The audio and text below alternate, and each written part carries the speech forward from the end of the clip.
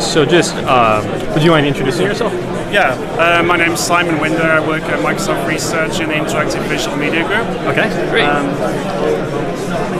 And so this technology, just a little background, this is based on photosynth, like the same sort of image recognition technology?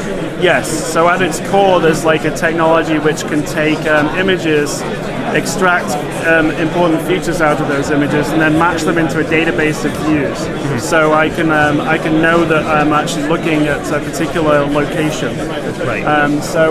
So you can see it has these arrows on the environment, so it knows that if I'm looking over here, that there's like an arrow associated with that location, and so it is able to track them as I move the camera around.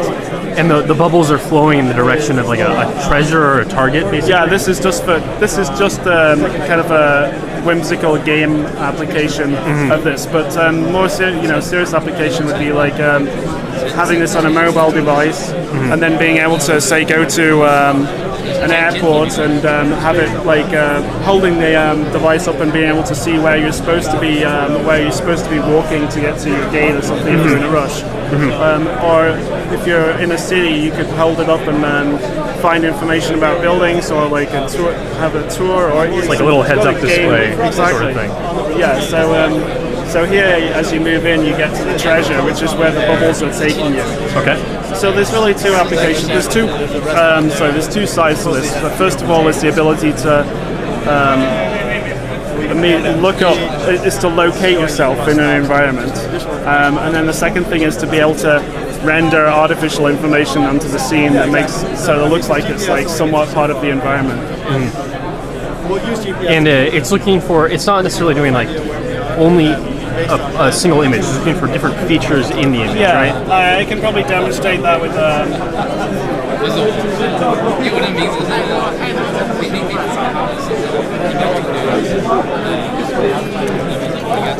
yeah, this is how it does it. You see how it like has all these weird kind of ellipses. These are all the features that it's identifying as being interesting in a scene, and the idea is that as you move it around, it's able to kind of like recognize the same locations, and then it has like a lot of algorithms to work out to describe those informations in a mathematical sense. Those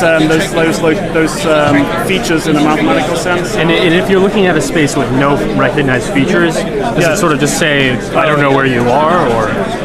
What will happen is like, it won't get any, so all the different locations in the database of locations have probabilities associated with them. It'll just kind of like have nothing, will be very significant. Okay.